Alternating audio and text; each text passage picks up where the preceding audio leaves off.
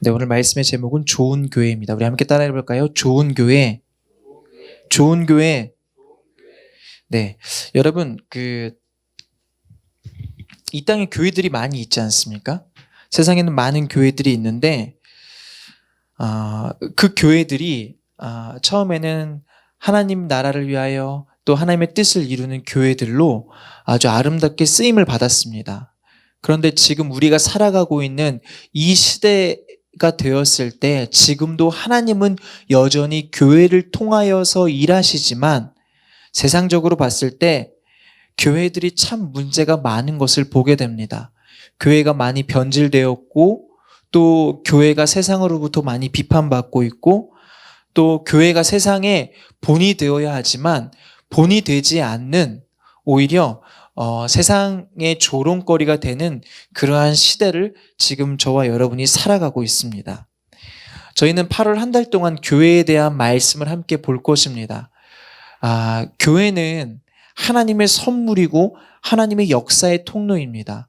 왜 교회가 이렇게 되었는지 우리가 8월 한 달 동안 하나님 주시는 말씀을 통해서 깊이 고민하고 또 이 말씀을 통하여서 우리가 교회를 온전히 세워나갈 수 있는 그러한 믿음의 성도님들이 되시기를 소망합니다.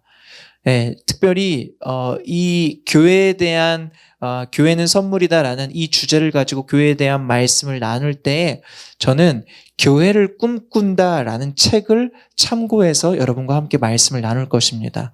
혹시 더 깊이 더 교회에 대한 그러한 고민과 또 더 많이 교회에 대해서 알고 싶으시다면 여러분 그 책을 사서 읽으셔도 좋겠지만 그러시진 않을 것 같은 표정을 짓고 계시는 것 같습니다. 아무튼 제가 그 책을 참고해서 여러분과 함께 말씀을 나눈다라는 거 여러분 잘 기억해 두시면 좋을 것 같습니다. 여러분, 교회는 하나님의 역사의 통로이고 또 하나님은 지금도 여전히 교회를 통하여서 믿지 않는 자들을 구원하시는 그러한 하나님의 축복의 통로가 교회입니다.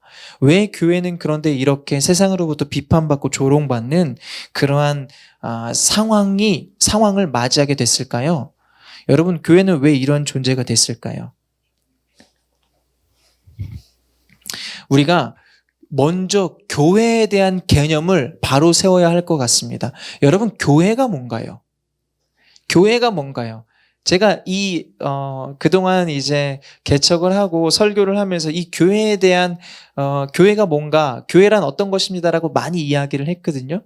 그런데 이 이야기는요, 우리가 계속해서 되뇌어야 하고 계속해서 생각해야 합니다. 여러분, 교회가 뭔가요? 교회는 건물이 아닙니다. 교회는 건물이 아닙니다. 교회는 예수님을 믿고 따르는 자들의 모임이 바로 교회입니다. 성경에 보면요, 교회가 어떤 곳인지, 처음 교회가 어떻게 생겨났는지 우리가 함께 읽고 있는 이 사도행전에 잘 기록이 되어 있습니다. 여러분, 교회가 어떻게 생겨났습니까? 교회가 처음 생겨났을 때 그 모습이 어땠습니까? 교회가 처음 생겨났을 때 이랬어요. 예수님께서 십자가에 돌아가시고 난 이후에 며칠 만에 부활하십니까? 3일 만에 부활하시죠? 3일 만에 부활하시고 난 이후에 제자들과 며칠 동안 함께 하십니까? 40여일 동안 제자들과 함께 하시고 난 이후에 하늘로 오르십니다. 하늘로 오르시고 난 이후에 제자들이 무엇을 했습니까? 함께 모여서 기도를 했어요. 제자들이 막 모여서 기도를 했는데 오순절이 이르렀을 때쯤에 그들이 모여서 기도할 때 성령님이 그들에게 임하십니다. 성령님이 그들에게 임하시니까 그 제자들이 어떻게 됩니까? 변화하게 되죠. 변화하게 돼요. 그들은 두려움 가운데 있었고 떨면서 있었는데 그들이 성령님의 임재하심으로 변화하게 되자 그들의 변화된 모습이 무엇으로 나타나냐면 세상 가운데 나아가 그 오순절이 이르렀을 때 많은 유대인들이 모였거든요. 그들에게 나아가서 무엇을 하냐면 담대하게 복음을 전합니다. 예수님에 대해서 증거합니다. 그러자 사람들이 그 이야기를 그들이 전하는 복음을 듣고 어떻게 됩니까? 마음에 찔림을 받게 되죠. 그리고 내가 저 예수님을 진짜 믿어야겠다라고 마음의 결단을 하고 그들이 회심하고 돌아와서 예수님을 믿게 됩니다. 그리고 그렇게 예수님을 믿게 된 사람들이 함께 모여서 공동체를 이루게 됐는데 그게 바로 교회라는 거예요. 교회라는 것을 만들기 위해서 건물을 짓고 어떤 시스템을 만들고 그게 아니고 예수님을 따르는 사람들이 모여서 함께 예수님 이야기하고 예수님께 기도하고 막 예수님에 대해서 함께 간증하고 전도하고 이런 사람들이 함께 모인 곳이 바로 교회였다라는 거예요. 그 교회가 바로 초대교회 예루살렘 교회였습니다. 그런데 이 예루살렘 교회는요, 예루살렘 교회가 계속해서 그렇게 많은 사람들이 모여서 함께 예수님의 복음을 전하였고 그렇게 복음을 전하는 상황들 가운데 기독교, 이 예수님을 믿는 사람들이 그 시대에서 주류는 아니잖아요. 없었던 종교가 갑자기 생겨났고 그래서 내가 이미 하나님을 믿고 있는데 어디서 감히 예수를 하나님의 아들이라고 해? 그 주류, 그러니까 비주류였잖아요. 기독교가. 이 주류였던 사람들이 이 비주류였던 기독교를 공격하고 핍박합니다. 그러자 이 핍박을 박해를 받게 되자 이 기독교인들이 예수님을 믿게 된 사람들이 흩어지게 되거든요. 그들이 흩어지게 되는데 어디까지 흩어지게 되냐면은 오늘 성경에 안디옥까지 흩어지게 되었다라고 기록합니다. 멀리 도망간 거죠. 박해를 받고 있으니까 멀리 도망간 거예요. 여러분, 그런데 그들이 도망가서 한 일이 무엇입니까? 그들이 모였을 때 했던 게 뭐였냐면요. 모이면 기도하고 예수님 이야기하고 또 그러다 보면 배고프니까 같이 음식 나눠 먹고 그리고 그들이 삶의 터전으로 갔을 때에는 그 예수님의 그 사랑이 그 예수님의 은혜가 너무 크니까 복음 전한 거예요. 야, 예수님 너무 좋아. 예수님 너무 좋아. 예수님 진짜 와 이분이 정말 메시아야. 그런 이야기들을 계속 했었거든요. 그런데 그들이 이제 흩어지게 된 거예요. 안디옥이라는 지역까지 흩어지게 된 거예요. 여러분, 그곳에 가서도 그들이 한 일이 무엇인지 아십니까? 바로 복음을 전했다라는 거예요. 그런데요, 복음을 전했는데 오늘 성경에 보니까 19절에 보니까 뭐라고 기록되어 있냐면 유대 사람들에게만 말씀을 전하였다라고 기록합니다. 여러분, 유대 사람들에게만 말씀을 전했다라는 거예요. 그러니까 유대 사람들만 복음의 대상이었다는 거예요. 그런데 그러다가 몇몇 기독교인들이 성령의 감동이 있었겠죠. 아, 유대인들 말고 우리가 저쪽에 있는 외국인들, 이방인들에게도 복음을 전해야 되겠다라는 감동이 있었겠죠. 그래서 그 감동을 가지고 이방인들에게 실제로 복음을 전합니다. 그런데 그 복음을 전하자 어떻게 됩니까? 여러분, 어떻게 됩니까? 21절 말씀 함께 읽어볼까요? 우리 21절 말씀 함께 읽겠습니다. 시작. 주의 손이 그들과 함께 하셔서 많은 수의 사람들이 믿고 주께 돌아왔습니다. 아멘. 여러분, 그들이 복음을 전하자 복음을 듣고 예수님을 믿게 된 사람들이 생겼다라는 거예요. 여러분, 그런데 보십시오. 오늘 성경에는 많은 수의 사람이 주께 돌아왔다라고 기록하고 있습니다. 많은 수의. 근데 여러분, 우리가 복음을 전한다고 한 번에 막 갑자기 사람들이 오케이, 예수님 믿으세요? 오케이, 좋았어, 나 예수님 믿을 거야 라고 해서 예수님을 믿는 게 아니잖아요. 믿음이 그렇게 생기는 것도 아니잖아요. 이들이 복음을 전했을 때 한 번 전했겠습니까? 꾸준히 전했겠죠. 계속해서 전했겠죠. 그것을 듣다 보니까 예수님 믿는 사람들이 생겼는데 그 사람이 한 번에 막 몇백 명씩 돌아왔겠습니까? 아니에요. 한두 명 믿었겠죠. 한두 명 믿었겠죠. 근데 그 한두 명이 예수님을 믿다 보니까 그들이 또 삶이 변화가 되다 보니까 그들이 정말 그 예수님을 믿고 삶이 변화된 삶을 살다 보니까 그것을 통하여서 그 사람들을 통하여서 예수님을 믿는 사람들이 점점 많아지게 됐다라는 거예요. 그래서 결국에는 많은 사람들이 주께 돌아오는 이러한 성경의 증언대로 많은 사람들이 주께 돌아오게 됐고요. 그들도 이제 예수님을 믿는 사람들이 많아졌잖아요. 많은 수가 예수님께 돌아왔다고 했죠. 예수님을 믿는 사람들이 많아졌잖아요. 그들이 모여서 이루어진 공동체가 바로 안디옥 교회인 거예요. 우리 함께 따라해 볼까요? 안디옥 교회. 안디옥 교회. 안디옥 교회가 그러면은 몇 번째 교회인가요? 여러분, 안디옥 교회가 몇 번째 교회예요? 예루살렘 교회에서 사람들이 핍박을 받고 그들이 안디옥이라는 지역까지 흩어져서 그곳에서 복음을 전했고, 그러자 그곳에도 예수님을 믿게 된 사람들이 모였고, 그 사람들이 함께 모여서 건물을 짓고 막 이런 게 아니고 함께 모여서 예수님께 예배드리고 예수님 이야기하고 기도하고 나가면 전도하고 그랬던 공동체가 바로 안디옥 교회라는 거예요. 근데 안디옥 교회는요, 이방인들이 함께 있었던 교회. 한마디로 이방인 최초의 교회가 안디옥 교회인 거예요. 예. 여러분, 근데 여기서 중요한 건 이거예요.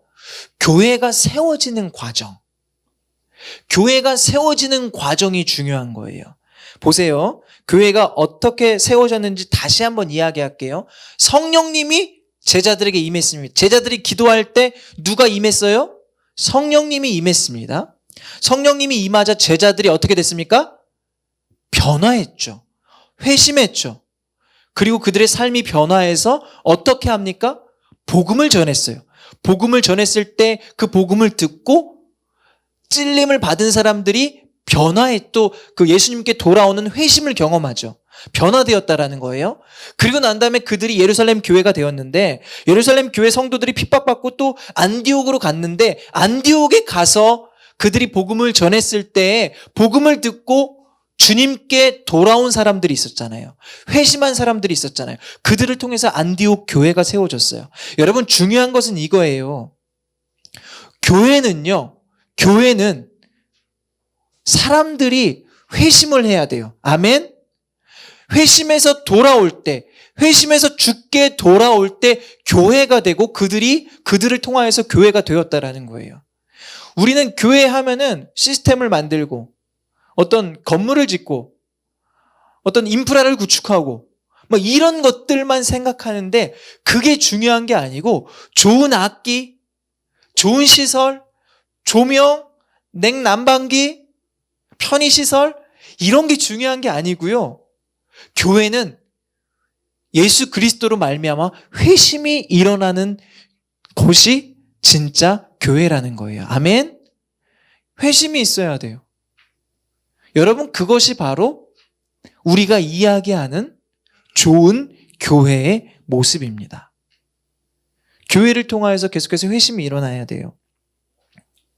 여러분, 그런데 오늘 보니까 회심이 일어날 때 보니까 회심이 그냥 내가 예수님 믿어야지라고 해서 회심이 일어난 게 아니라 성령님이 제자들에게 임했고 제자들이 복음을 전했고 또 복음을 들은 사람들이 안디옥에 가서 복음을 전했고 결국에는 누군가의 도움을 얻어서 회심이 일어난 것을 볼 수 있습니다. 누군가를 통해서 회심이 일어났다라는 거예요. 여러분, 이렇게 누군가의 도움을 통해서 누군가를 통해서 회심이 계속해서 일어나야 하는데 여기에 있는 저와 여러분이 그러한 회심의 도구들이 되시기를 예수님의 이름으로 간절히 소망합니다. 아멘. 저와 여러분 통해서 다른 사람들도 회심하고요. 저와 여러분 통해서 그들이 회심하여서 죽게 돌아오는 놀라운 역사들이 저와 여러분을 통해서 일어나기를 간절히 소망합니다. 여러분, 이렇게 회심이 계속해서 일어나는 게 중요하고요. 그렇게 회심이 일어날 때 우리 교회는 좋은 교회가 될 수 있고 교회다운 교회가 될 수 있다라는 거예요. 여러분, 그렇다면 이러한 회심이 계속해서 일어나야 되는데 어떻게 해야 이러한 회심이 일어날 수 있을까? 어떻게 회심이 일어날 수 있을까? 그 회심의 비결이 뭔가 오늘 말씀을 통해 함께 좀 나누어 보려고 합니다. 회심의 비결, 첫 번째는 편견을 깨야 된다라는 거예요. 우리 함께 따라해 볼까요? 편견을 깨야 합니다. 우리 모두는 다 편견을 가지고 있어요. 우리가 가지고 있는 고정관념이라고 해야 될까요? 우리는 그러한 것들을 가지고 삶을 살아갑니다. 우리 19절과 20절 말씀, 제가 19절, 여러분이 20절 이렇게 읽어볼게요. 그 무렵 스데반의 일로 인해 핍박을 받아 뿔뿔이 흩어진 사람들은 페니키아, 키프로스 그리고 안디옥까지 건너가 유대 사람들에게만 말씀을 전하고 있었습니다.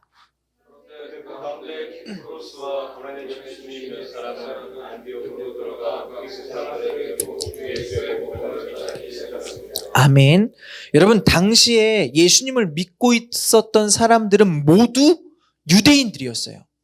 모두 유대인들이었어요. 그리고 그 유대인들이 가지고 있던 편견 중에 하나가 이거였어요. 구원은 유대인들만 받는다. 구원은 오직 우리만 받는 거야. 그러니까 예수님을 딴 사람들한테는 전할 필요가 없어. 이방인들은 그냥 구원에서 그냥 제외된 대상이다라는 편견을 가지고 있었다라는 거예요. 우리가 하나님의 백성이니까 우리만 구원받을 수 있어. 메시아는 우리를 위한 메시아야라고 생각을 가지고 있었다라는 거예요. 여러분, 그런데 그러니까 그들은 그런 생각을 가지고 있으니까 이방인들에게 아예 복음을 전하지 않았던 거예요. 생각조차도 하지 않았어요. 그런데 키프로스와 구레네 출신인 몇 사람이 이방인에게 복음을 전합니다. 그들이 어떠한 이유로 복음을 전했는지는 정확하게 알 수 없어요. 그러나 성령님의 강권하심과 역사하심이라고 생각합니다. 성령님이 그들의 마음 가운데 감동을 주셔서 이방인들에게도 복음을 전하도록 그들을 인도하셨겠죠. 그렇게 그들이 성령님의 감동에 따라서 이방인들에게 복음을 전했을 때 어떻게 됩니까? 그들에게 복음이 전해지고 우리가 아까 성경을 읽은 것처럼 많은 자들이 주께 돌아오게 되는 일들이 일어납니다. 여러분, 이것은 편견을 깬 행동인데요. 최초로 이방인들에게 복음을 전한 사건이 이 사건이고, 이 사건을 통해서 복음이 세상 가운데로 흩어지게 되고 증거되게 되고 복음이 서진하게 되는 첫 역사가 이렇게 시작이 되어지는데, 여러분, 편견이 깨어졌다는 것이 참 중요합니다. 우리는요, 편견을 깨는 것이 참 어려워요. 우리가 지금까지 여러분 지금 다 30살 이상이신 분들이 대부분이신데, 물론 20대 중반이신 분들 계시고 20대 중반, 30대 혹은 40대 지금까지 살면서 우리가 경험한 이성들, 이 경험들, 이 편견들, 이게 한 번에 깨어지는 게 되게 어렵습니다. 이거를 평생 못 깨고 우리는 삶을 살아가는 분들도 되게 많아요. 이걸 못 깬다고 나쁘다 이게 아니고요. 우리는 우리의 그런 생각들, 고정관념들을 넘어서 사는 것이 너무 어렵다라는 거예요. 그렇기 때문에 이 편견을 깬다라는 것은 우리에게 엄청난 용기를 요구합니다.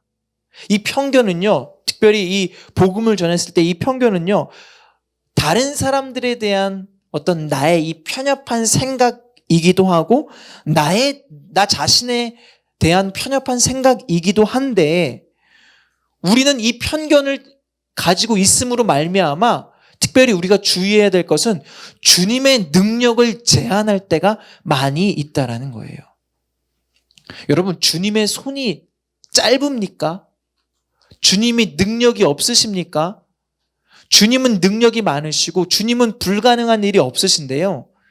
내가 지금까지 내 경험상으로는 이 일은 절대 일어나지 않아 라고 생각하는 것들은 하나님께 기도조차 하지 않는 우리들의 모습이 있다라는 거예요. 하나님은 모든 것을 할 수 있으신데 내가 경험한 경험으로는 이런 일은 절대 이루어질 수 없어 라고 생각하고 오히려 하나님의 능력을 제한하는 경우가 많이 있다라는 거예요. 여러분, 우리 교회는요, 처음에 학원에서 시작했어요. 처음에 학원에서 시작했다고요. 그러니까 저도 이런 전통교회에서 신앙생활을 했고 사역을 해왔기 때문에 학원에서 교회가 시작된다라는 게 좀 말이 되나라는 생각을 저도 가지고 있었습니다. 그런데요, 학원에서도 교회가 시작돼요. 왜냐하면 교회는 건물이 아니니까. 교회는 예수님을 믿는 사람들, 예수님을 따르는 자들의 공동체니까, 그래, 건물이 중요한 게 아니구나. 악기가 중요하고 마이크가 중요하고 조명이 중요하고 분위기가 중요한 게 아니라 예수님을 향한 우리의 마음, 그렇게 예수님을 따르고자 하는 우리의 마음이 중요하구나. 여러분, 우리의 편견을 깨니까 지금도 우리 편견을 깬 예배 장소에서 예배를 드리잖아요. 지금 사실 살아있는 교회가 왜 드림교회 와서 예배를 드립니까? 살아있는 교회가 왜 드림교회 와서. 그렇잖아요. 편견을 깨는 것이 되게 중요하거든요. 제가 생각해 보니까, 말씀을 주면서 생각해 보니까 세상도 지금 편견을 깨는 그런 일들이 얼마나 많습니까? 그 중에 대표적인 우리의 편견을 깬 게 컴퓨터를 우리가 손으로 들고 다닌다. 이게 편견을 깬 모습 아닙니까? 스마트폰, 이거를 우리가 감히 옛날에는 상상도 할 수 없었던 일들인데 이 일들이 실제로 일어나고 있고요. 여러분, 차를 공유해서 탄다는 게 여러분 이해가 됩니까? 옛말에 차는 절대 남을 빌려주지 않는다라고 하잖아요. 지금은 차를 공유하는 시대예요. 편견을 깬 일들이 지금 이 사회에도 많이 일어나고 있어요.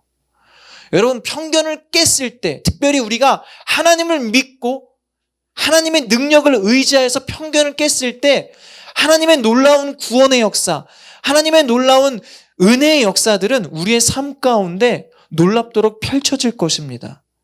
여러분, 그렇기 때문에 저와 여러분이 편견을 깨는 것이 중요해요. 특별히 우리 믿음에 관해서. 나의 믿음은 연약할 거야. 여러분, 그런 편견을 깨십시오. 내가 복음을 전할 때 다른 사람들이 믿지 않을 거야. 내가 복음을 전했을 때 저 사람이 나에 대해서 어떻게 생각할까? 여러분, 오늘 이 사람들이 이방인들에게 복음을 전할 때 외국인들에게 복음 전한 거잖아요. 내가 이 외국인들에게 복음 전했을 때 여러분, 이방인들이었기 때문에 이 이방인들이 믿고 있는 신이 있었다고요. 우상들이 있었다고요. 이 사람들은 절 다니니까 교회 내가 복음 전하면 안 믿겠지? 이 사람은 무신론자니까 내가 복음 전하면 안 믿겠지? 이런 편견을 깨야 한다라는 거예요. 할렐루야. 이런 편견을 깨야 돼요.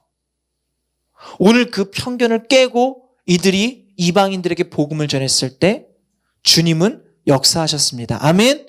주님은 능력으로 함께 하시고 이 영혼을 구원하셨습니다.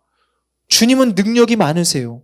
우리의 편견을 넘어서 일하실 수 있는 분이 우리 하나님이시다라는 거예요. 그러므로 저와 여러분이 편견을 깨고 주님의 증인으로서 주님의 복음을 전하고 그러한 주님의 능력을 믿고 나아가는 저와 여러분의 삶이 되시기를 간절히 소망합니다. 우리 주님은 불가능한 일이 없으신 분임을 저와 여러분이 기억하시길 소망합니다. 여러분, 우리 안에 이러한 복음을 향한 또 우리 안에 가지고 있는 여러 가지 생각들, 이러한 모든 편견들이 깨지고 우리들을 통하여 복음이 전해질 때 복음으로 말미암아 진정한 회심이 일어나는 좋은 교회가 될 줄 믿습니다. 아멘. 두 번째는요, 애타는 마음이에요. 우리 함께 따라 볼까요? 애타는 마음. 애타는 마음. 여러분, 구브로와 구레네 사람, 이 몇 사람들이요, 편견을 깼어요. 편견을 깨고 복음을 전했습니다. 그런데 복음을 전했을 때에 복음을 전했다 할지라도 이 이방인들이 그리스 사람이었거든요. 그리스가 어떤 곳입니까? 이방 신들, 그리스 신화, 로마 신화, 이런 신들이 되게 많은 땅이 그리스잖아요. 이게 수많은 우상들을 섬기고 있는 사람들에게 예수님에 대해서 이야기하고 증거하는 것이 참으로 쉽지 않았을 거예요. 편견을 깨고 복음을 전해서 예수님 믿으세요라고 이야기했다 할지라도 그것만 전했다라고 해서 믿은 게 아니라 예수님에 대해서 설명을 해줘야 될 거 아닙니까? 예수님이 어떤 분이고 예수님이 어떠한 삶을 사셨고 이분이 하나님의 아들이시고 그분의 어떤 이 복음들을 전하는 그 과정들이 있었을 거 아닙니까? 그런데 그렇게 이러한 설명들, 이러한 과정들을 이야기해 주는 것이 참으로 쉽지 않았을 거라는 거예요. 여러분, 쉽지 않았다 할지라도 이들은 어떻게 했습니까? 그 일들을 해냈죠. 여러분, 우리는 쉽지 않으면 딱 봤을 때 이 일은 어려울 거야 라고 생각하면 금방 포기해버리는 경우가 많이 있어요. 그 벽이 너무나 높고 우리를 가로막는 거대한 여리고성이 있으면 쉽게 포기해버리는 경우가 많이 있다라는 거예요. 그런데 오늘 이 구레네 몇 사람과 이 구브로 사람은요, 포기하지 않았어요. 왜 포기하지 않았냐라는 거예요. 왜 포기하지 않았을까?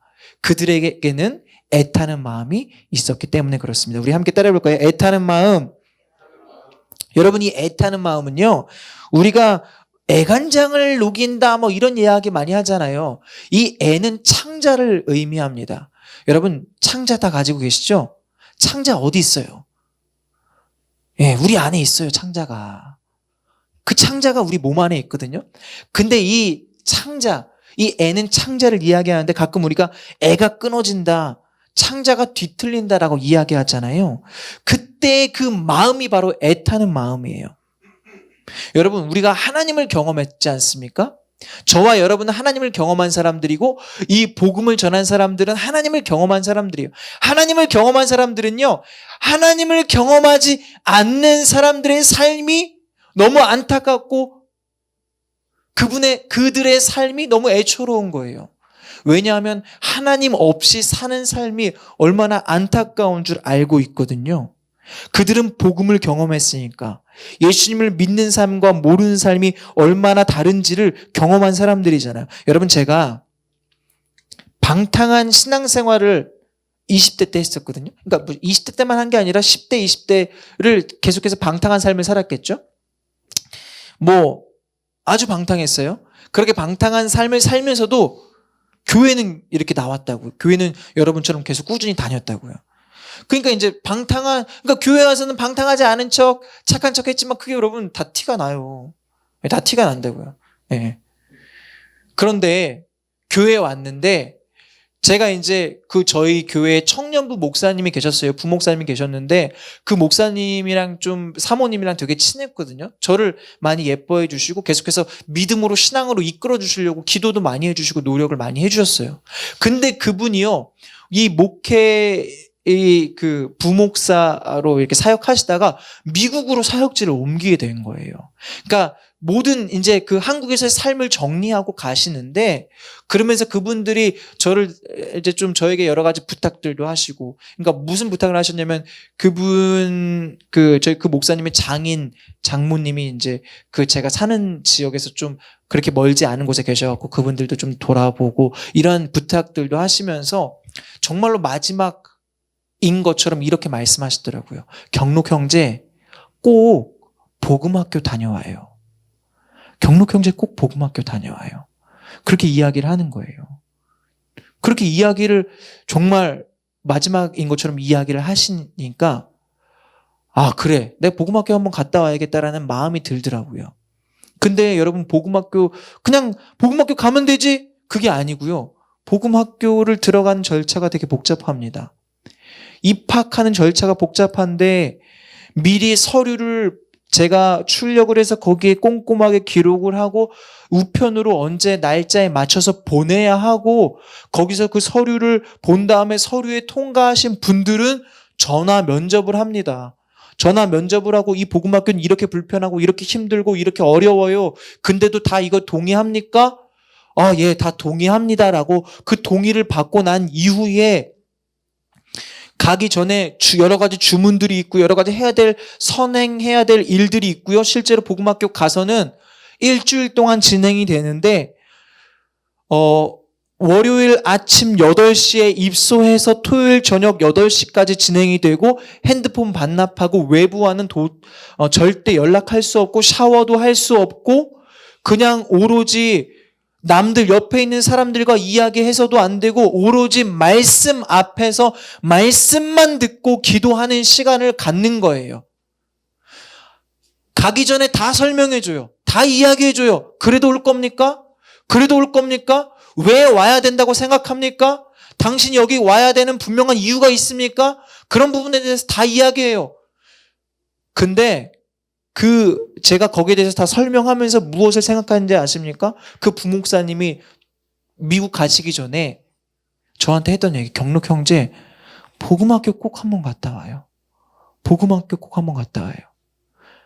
그 목사님의 애타는 그 마음이 제가 그 귀찮은 과정들을 겪고 넘어서게 하더라는 거예요. 제가 복음학교 갔다 왔어요. 일주일 동안 정말 복음에 대해서 집중적으로 듣고 총체적인 복음이 무엇인지에 대해서 서는 시간을 갖게 되었어요.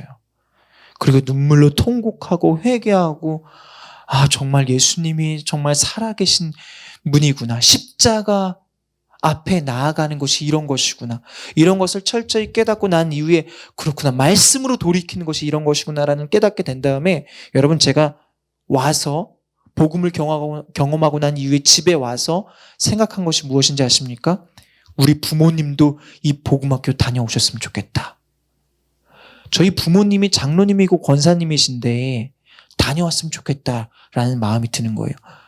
예수님을 믿지 않아서가 아니에요. 그분들이 복음으로 삶을 살지 않아서가 아니라 복음 앞에 서 보니까 복음 앞에 서는 것은 너무나 축복이고 영광이고 기쁨이고 은혜였기 때문에 그 시간들은 육체적으로는 힘들고 어려웠지만 그렇게 복음 앞에 우리 인생에 있어서 그렇게 총체적인 복음 앞에 설 수 있는 그 시간이 너무나 복된 시간이구나라는 것을 깨닫게 되니까 내가 사랑하는 이 부모님이 이 복음 앞에 서셨으면 좋겠다라는 그런 마음들이 생기더라는 거예요. 그래서 정말 부모님한테 많이 권면했어요. 근데 안 가시더라고요. 근데 그러한 지금도 여전히 우리 부모님이 복음 앞에 서셨으면 좋겠다. 지금 복음으로 사시지 않는다는 게 아니고요. 그 복음 앞에 정말 정면으로 서서 복음을 통과했으면 좋겠다. 그 마음이 제 안에 있는 거예요. 영혼을 향한 그 애타는 마음. 여러분, 저와 여러분에게는 그러한 애타는 마음이 있으세요? 여러분에게는 그 애타는 마음이 있으세요? 여러분, 근데 이 애타는 마음이요? 하나님 아버지의 마음이에요. 우리 함께 따라해 볼까요? 하나님 아버지의 마음.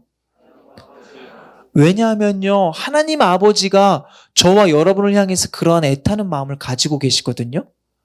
그 애타는 마음이 결국엔 어떠한 사건을 펼쳐지게 했느냐? 예수님을 희생시키는 사건, 예수님을 십자가에 달리게 하는 사건, 저와 여러분을 그만큼 애타는 마음으로 사랑하시고 포기하지 않으시기 때문에 예수님을 십자가에 다는 그러한 사건을 일으키신 거예요. 여러분, 그 사건을 통해서 저와 여러분이 구원받고 은혜 가운데 나아가는 삶을 살고 있는 거예요. 여러분의 믿음은, 여러분의 신앙은 말씀을 들음으로 말미암아 아버지의 사랑 때문에 날마다 성장하고 있어요. 아멘? 여러분이 인정하든 인정하지 않던 하나님 아버지는 여러분을 절대 포기하지 않으세요. 애타는 마음을 가지고 여러분을 꽉 잡고 계신다고요. 지금 여러분의 삶이 얼마나 무너져 있던, 지금 여러분의 삶이 얼마나 절망적이던 그런 거는 상관없어요. 하나님은 여러분을 포기하지 않으시니까. 하나님의 애타는 심정으로 지금도 저와 여러분을 붙잡고 계시니까. 할렐루야. 그런 아버지의 사랑이, 아버지의 마음이 이 애타는 마음이에요. 여러분, 애타는 마음을 가지고 있는 성도들이 있는 교회가 바로 좋은 교회인 줄 믿습니다. 우리 살아있는 교회 모든 성도들이 이러한 애타는 마음을 갖게 되시기를 소망합니다. 세 번째로, 말해야 한다는 거예요. 우리 함께 따라해볼까요? 말해야 합니다. 여러분, 말해야 돼요. 뭐를 말해야 되는가? 여러분, 하나님은 우리에게 침묵하신 하나님이시냐? 아니에요. 우리 가운데 말씀하시는 하나님이세요. 예수님이 이 땅 가운데 오셔서 하신 일이 무엇입니까? 치유하고 회복하시고 하나님의 말씀을 선포하셨습니다. 우리도 말해야 돼요. 뭘 말해야 되냐라는 거예요. 여러분, 키프로스 사람과 구레네 사람이요, 무엇을 말했는지를 보십시오. 우리 개역개정 성경으로 우리 사도행전 11장 20절 말씀을 함께 읽어보도록 하겠습니다. 우리 개역개정으로 함께 읽어볼게요. 함께 읽겠습니다. 시작.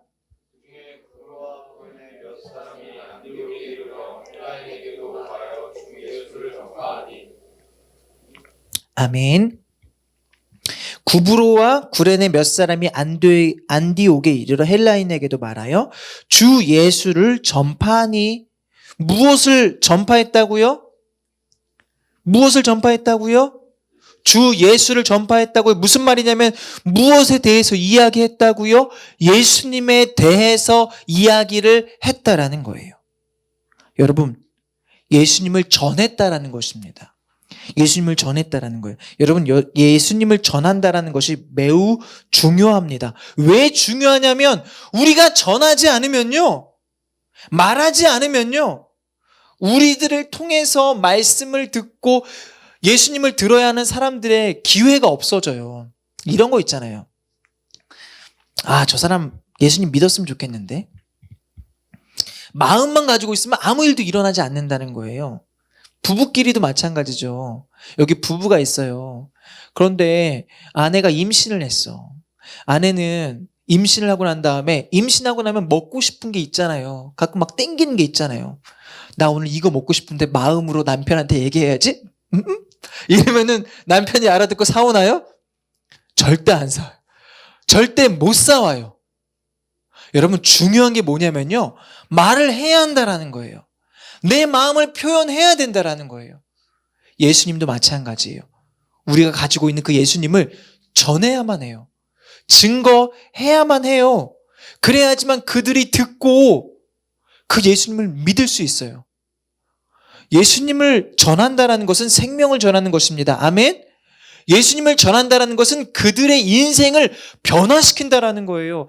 그들이 예수님을 듣고 예수님을 믿게 되었을 때 그들의 삶은 회심하게 될 것이고 그들은 주께 돌아오게 될 것이고 그들의 삶은 변화하여서 구원의 삶을 살게 된다라는 거예요. 그런데 예수님을 우리가 전하지 않으면 그들은요, 죽음 이후에 영원한 죽음 가운데 빠지게 되는 인생을 살아갈 수밖에 없습니다.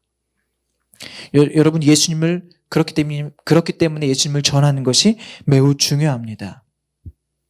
예수님에 대하여 말하여 전할 때 예수님을 믿고 예수님을 듣게 된 사람들은 진정한 회심이 일어나게 됩니다. 여러분, 예수님에 대하여 말할 수 있는 저와 여러분이 되기를 소망합니다. 아멘. 그러한 성도들이 있는 교회가 좋은 교회인 거예요. 마지막 한 가지. 이제 말했다면 무엇을 해야 되는가? 네 번째, 우리 함께 읽어볼까요? 삶으로 살아야 합니다. 시작. 여러분, 입으로만 나불대면 안 돼요. 그 입으로 선포한 그 말씀을 삶으로 사는 것이 너무나 중요합니다. 말을 하고 난 이후에 가장 중요한 것이 말한 것에 대해서 책임지는 거예요. 말과 함께 삶이 따라가야 한다는 거예요. 여러분, 실제로 안디옥에 이르렀던 이 키프로스 사람과 구레네 사람이요, 예수님에 대해서 증거했어요. 예수님에 대해서 전했어요. 그러고 난 다음에 삶을 개판으로 살았을까요? 아니에요. 그들은 성실하게 살았습니다. 예수님을 전하고 난 이후에 예수님 믿는 사람들의 삶이 얼마나 성실하고 신실한지를 그들의 삶으로 보였습니다. 오늘 성경에 보니까 제가 PPT에는 준비하지 않았지만 여러분, 바나바가 안디옥에 가거든요. 23절에 보면 주보에 보세요. 월보에 보세요. 그러면 안디옥에 가는데 그의 삶이 충성하는 삶, 신실한 삶을 살았어요. 그래서 그의 삶을 보고 사람들이 기뻐하고 많은 사람들이 주께 나오게 됐다라고 24절에 기록되어 있어요. 여러분, 우리의 삶이 중요한 거예요. 여러분의 삶이 중요한 거예요. 왜냐하면 여러분을 통해서 말씀이 전해지고 복음이 전해지고 그 다음에 여러분의 삶으로 또 한 번 그것들이 전해지기 때문에 그렇습니다. 여러분, 제가 목사가 된 이후에 말씀을 전하는 사람이 되고 난 이후에 제 생활 신조라고 해야 될까요? 그게 뭔지 아세요? 말씀을 설교를 통해서 한 번 말씀은 입으로 전하고 삶으로 또 한 번 전하는 것이다. 예. 말씀은 입으로 전하고 삶으로 다시 한 번 전하는 것이다. 제가 설교하고 난 이후에 여러분 함께 기도합시다라고 하고 저는 기도도 안 하고 여러분 믿음으로 삽시다라고 이야기해놓고 저는 믿음으로 살지도 않고 사랑합시다라고 하면서 사랑하지도 않고 여러분 그러면 저는 이 자리에 쓸 자격이 없는 자이고 그렇다면 하나님의 말씀은 그건 하나님의 말씀이 아니라 그냥 저의 이야기에 불과한 설교가 아니라는 거예요. 여러분 우리가 복음을 전하고 삶으로 살아내는 것 그것이 너무나 중요합니다. 제가 몇 번 말씀드렸어요. 지금 이렇게 설교한다고 여러분의 삶이 변하느냐? 미안하지만 여러분의 삶은 안 변해요. 그러니까 본 적이 없어요. 제가 설교해갖고 사람들의 삶이 변한 걸 본 적이 없어요. 그런데 이건 있더라고요. 그 설교한 사람이 목사가 믿음으로 살려고 몸부림치고 노력할 때 그 사람의 삶을 통하여 성도들이 도전받는 건 봤어요. 아, 목사님이 이렇게 열심히 노력하여 사는구나. 믿음으로 살려고 노력하는구나. 기도하려고 몸부림치는구나. 그 모습을 통해 성도들은 도전을 받더라라는 거예요. 여러분, 저는 여러분에게 삶으로 전해야 됩니다라고 했을 때, 삶으로 살아야 합니다라고 했을 때 완벽한 삶을 살자라고 이야기하는 게 아니에요. 오늘보다 조금 더 나아진, 조금 더 믿음으로 세워지는 내일을 우리가 살아가자는 거예요. 조금씩 믿음으로 몸부림치고 하나님을 향해서 나아가는 그러한 삶을 살자라는 거예요. 그러한 여러분의 변화되는 삶이 세상 가운데 세상을 감동시키고 세상을 변화시키는 그러한 밑거름이 되고 그러한 씨앗이 된다라는 거예요. 여러분, 그러한 삶을 저와 여러분이 함께 살아내시기를 간절히 소망합니다. 아멘? 예. 그러한 변화된 삶을 살아가는 성도들이 모인 교회가 바로 좋은 교회라는 거예요. 여러분, 말씀 마무리할게요. 우리 살아있는 교회는 어떤 교회인가요? 여러분, 우리 살아있는 교회는 어떤 교회예요? 저는 우리 살아있는 교회가 오늘 이야기한 이 4가지가 포함되어 있는 좋은 교회가 되기를 바라면서 또 우리 교회 이름처럼 살아있는 교회가 되었으면 좋겠습니다. 여러분, 살아있다라는 것은, 교회가 살아있다라는 것은 성도들이 살아있다라는 거예요. 성도들이 살아있다라는 것은 주님이 살아계시다라는 거예요. 왜냐하면 이 성도 한 사람 한 사람이 얼마나 고집이 셉니까? 근데 이 사람이 성도가 되어서 교회에서 봉사하고 섬기는 것, 그것은 분명 우리 주님이 살아서 역사하시다라는 증거거든요. 교회가 살아있는 교회가 되기 위해선 성도들이 살아야 되고 그 성도들이 살기 위해선 주님이 역사해 주셔야 된다라는 거예요. 여러분, 우리 살아있는 교회는 성도들이 살아있는 교회, 특별히 주님의 역사와 능력으로 우리 성도들이 날마다 은혜 안에서 믿음으로 나아가는 그러한 믿음의 교회, 그러한 살아있는 교회가 되기를 간절히 소망합니다. 특별히 우리 살아있는 교회가 그러한 살아있는 교회, 또 사람들을 예수님께로 가게 해줄 수 있는 디딤돌이 되는 교회가 되기를 원하는데, 여러분, 그러한 교회가 되기 위해선 오늘 우리가 4가지를 나눴어요. 4가지 나눈 게 뭔가요? 첫 번째가 뭔가요? 네, 편견을 깨야 돼요. 두 번째는요, 애타는 마음이 있어야 되고, 세 번째는요, 말해야 돼요. 주님에 대해서 말해야 되고, 네 번째는요, 삶으로 전하는 그러한 모습들이 있어야 합니다. 여러분, 그런데 우리가 간과하지 말아야 할 것 한 가지, 그것은 우리가 그냥 내가 삶으로 살아야지, 편견을 깨야지, 애타는 마음을 가져야지, 또 예수님 전해야지, 의지만 가지고 할 수 있는 것은 아니라는 거예요. 이 모든 것의 베이스, 기본은 바로 기도라는 거예요. 우리 함께 따라해볼까요? 기도. 여러분, 교회가 처음 생겨났을 때에도 제자들이 기도할 때 성령님이 임하셨고 성령님의 역사로 교회가 세워졌거든요. 우리가 이 모든 일들을 할 때에도 우리가 기도할 때 성령님이 우리 가운데 역사하시고 이러한 성령님의 인도하심으로 이러한 역사들이 우리 가운데 이루어진다는 거예요. 그러므로 저와 여러분이 기도해야 돼요. 아멘. 여러분, 기도합시다. 우리 옆 사람에게 이야기할게요. 기도합시다. 여러분, 그런데 기도는요, 제자들이 작정하고 기도했던 것처럼 저와 여러분도 삶으로 기도하면 되지, 작정하고 기도하는 모습들이 있어야 돼요. 작정하고 기도하는 모습들이 있어야 된다라는 거예요. 우리가 그렇게 작정하고 믿음으로 주님께 간절히 기도하면 먼저 우리 안에 부정적인 마음, 또 우리 안에 있는 모든 편견, 사탄의 방해는 사라지게 될 줄 믿습니다. 그리고 우리는 믿음으로 주님의 함께 하심을 바라보고 주님의 영광의 그 날을 위해 달려나갈 수 있는 믿음의 성도들이 될 것입니다. 여러분, 키프로스 사람과 구레네 사람들이 안디옥에 이르렀을 때 그리스 사람들에게, 이방인들에게 복음을 전할 때, 여러분,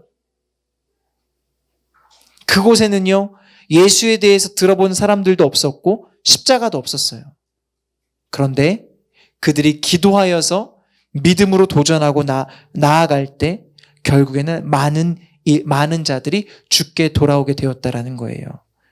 죽게 돌아오게 되었다라는 것은요, 주님의 손이 그들을 도왔다라는 것입니다. 주님이 그들을 왜 도와줬을까요? 주님이 왜 도와줬을까? 왜냐하면 이 일은 누구보다 주님이 원하시는 일이기 때문에 그렇습니다. 우리가 주님을 위하여 이러한 노력을 할 때, 주님을 위하여 이러한 복음을 전하는 삶을 살 때 주님이 저와 여러분과 함께 하실 줄 믿습니다.